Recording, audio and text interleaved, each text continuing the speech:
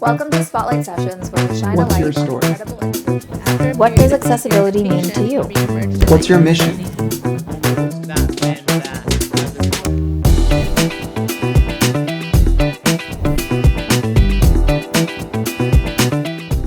Welcome all to accessiBe's Spotlight Sessions, where we shine a light on incredible individuals and organizations and the work that they do. I'm your host, Josh Basil. I'm a C4-5 quadriplegic paralyzed below my shoulders and a power wheelchair user.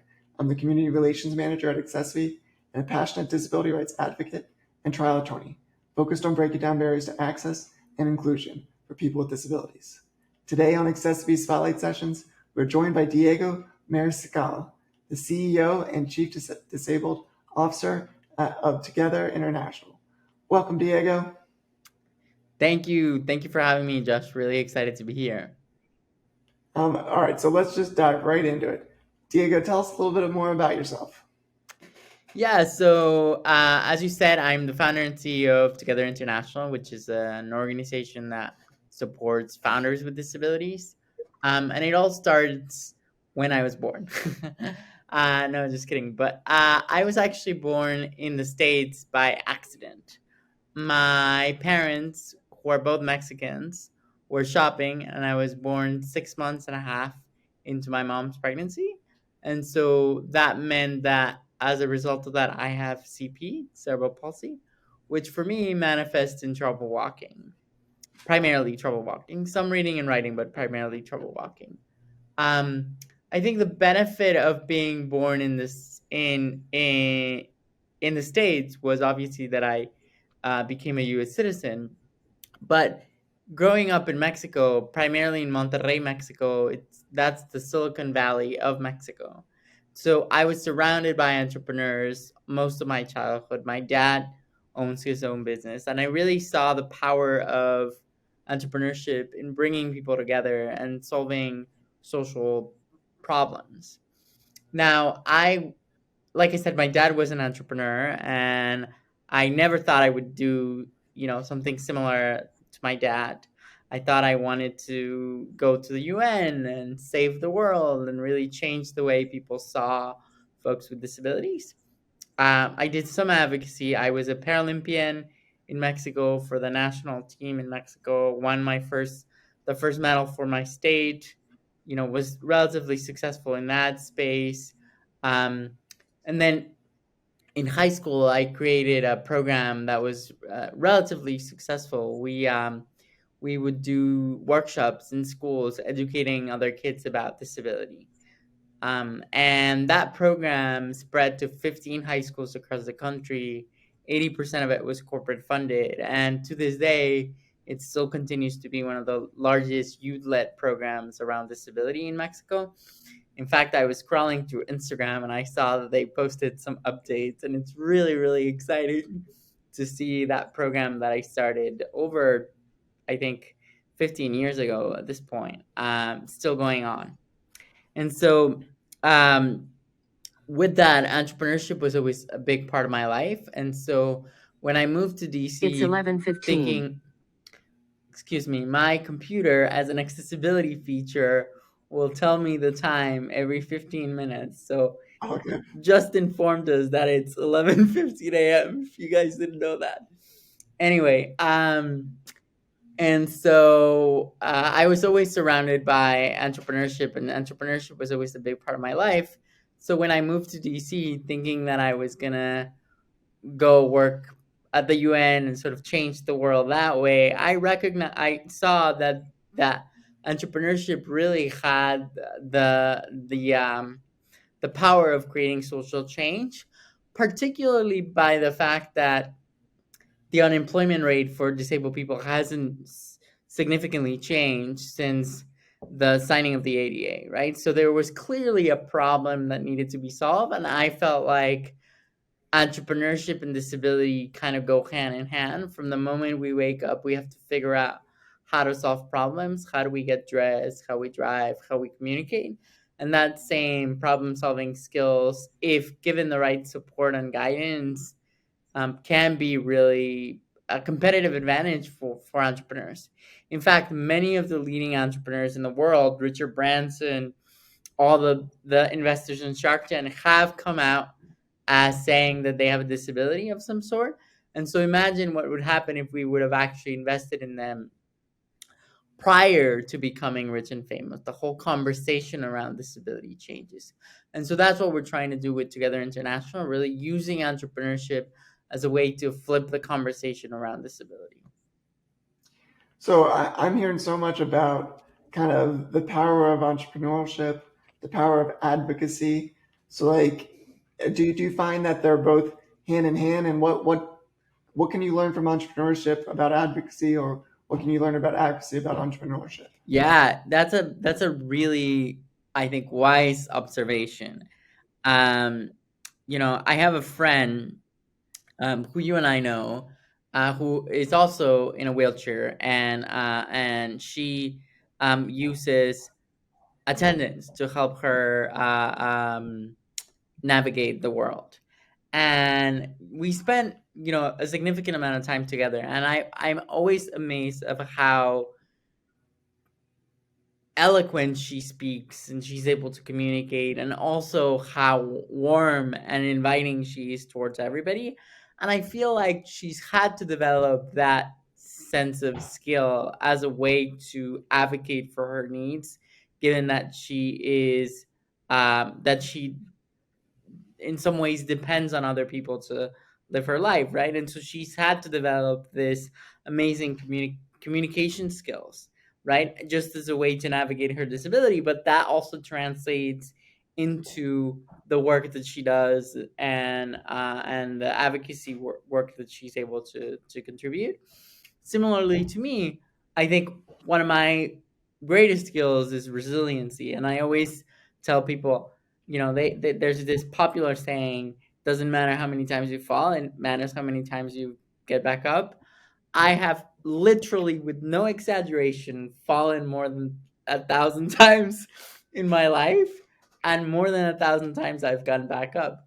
And so that instinctively makes me a very resilient person. And I think that certainly one of the factors, if not the most important factor, that has made us successful in this space. I love that. That's a powerful message that you just shared right there. And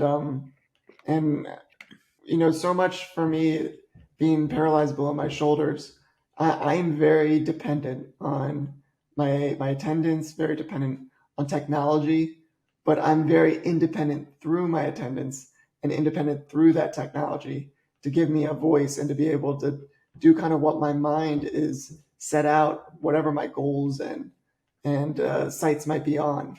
So I think it's so powerful, kind of just kind of that idea of what we're talking about, what you're saying. And I know you've been so involved with just young people in general, as a mentor and as just promoting different services at the Paralympic junior level or through high schools. Like, what's a message that you have for young people, especially young people with disabilities, on the power of advocacy and why it's important?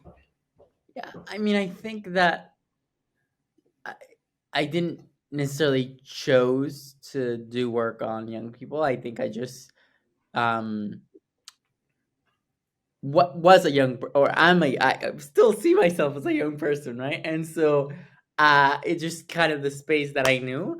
I think that when you look at the powerful thing about the young the youth community, really, is that when you think about most of the social movements around the world, Tiananmen Square, the breaking down of the Berlin Wall, even now with social media and all the different Me Too movements and all the different movements that are going on, most of those are started by young people, right? That didn't necessarily um, get an MBA or forge this traditional paths in school, right? It really started by people being pissed off and wanting to do something about it. Even the disability civil rights movement, right? And so oftentimes I found that young people in general would think like, oh, if I only study, or if I only do, this, prepare in this way or that way, then I can start to act and become successful. And I would say flipping that is critical, right? Acting first and then learning the skills that you need to succeed along the way, but always starting from a place of action. I think is a critical way to make meaningful movement and progress in the space. And so much with the youth is understanding that their futures are at stake. Like it's just understanding, like you said, with the ADA has been around over 30 years now, and with that in mind, like we still have horrible unemployment or underemployment of people with disabilities. Right. And as a youth, somebody that wants to fight for their future and fight for futures of others, there's a lot at stake to be able to change the system or to break down barriers or to remove rules that are holding you back and to be able to find your voice, not when you're like knocking at the door of trying to get employment, but when like 10 years from now, employment's going to be there, making sure that you have options and that you're not stuck in one path because that's the only path someone with a disability can take. So, And that's the beauty in my mind of entrepreneurship, right? That you can really, with the experience of having a disability, gives you a certain creativity, gives you a certain sense of innovation that you can then utilize to start a business that feeds to your needs and your strengths as opposed to the other way around. And can you talk a little bit more about kind of like flipping that narrative around disability as a competitive business advantage, and why that is? Yeah, so most of the time, even now with employment opportunities, people think about, oh, we gotta hire folks with disabilities, and in some ways we're helping, diversity and inclusion, but in some ways, um, give me 1 second. But in some ways, not necessarily doing a favor, but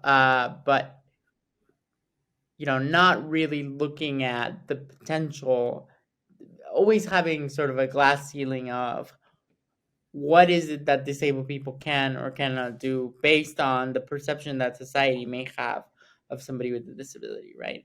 And the beauty of entrepreneurship is that you're really at a place where you're the leader, right? And you have to make those choices. And it's not for everybody, but I would say that it does give a sense of liberation of there's no glass ceiling of how much I can grow so long as I have the strong support systems in place, which ultimately that's what a company is. A company is a group of people coming together towards a common goal, right? And so working towards creating a strong community of support can be not just beneficial for the business itself and to move the goals forward, but it can also be beneficial for the individual themselves, making sure that they have their needs met.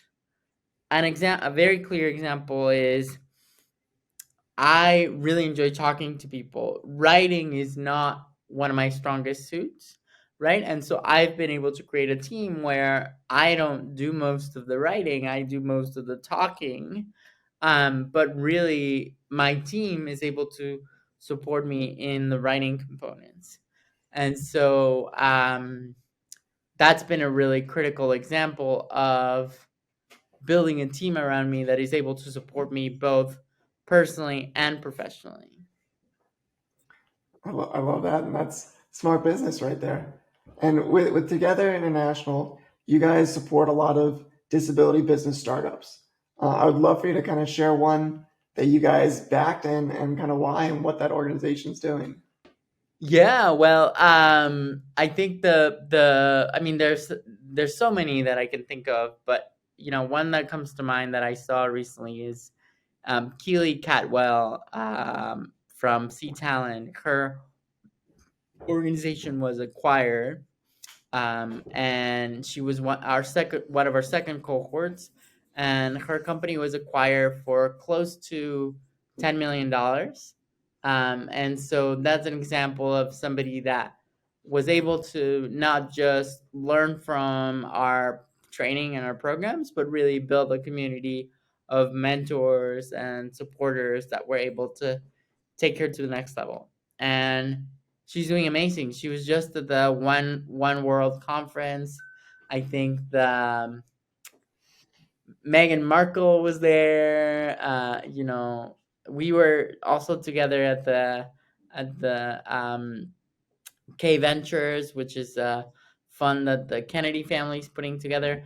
And so being able to also use the success of these entrepreneurs as a way to flip the narrative around disability and say, look at all this innovation and creativity that is being underutilized, and being able to highlight it in a very powerful way. So with persons with disabilities that start their business and that want to go through your program, do they get access to funding, supports? Can you explain a little bit more about that and what the website is so they can go and be able to sign up and try to go through the process? Yeah, of course. So the way that it works is you sign up, and the easiest way to get involved is joining our meetup, which is called Disability Startup Network.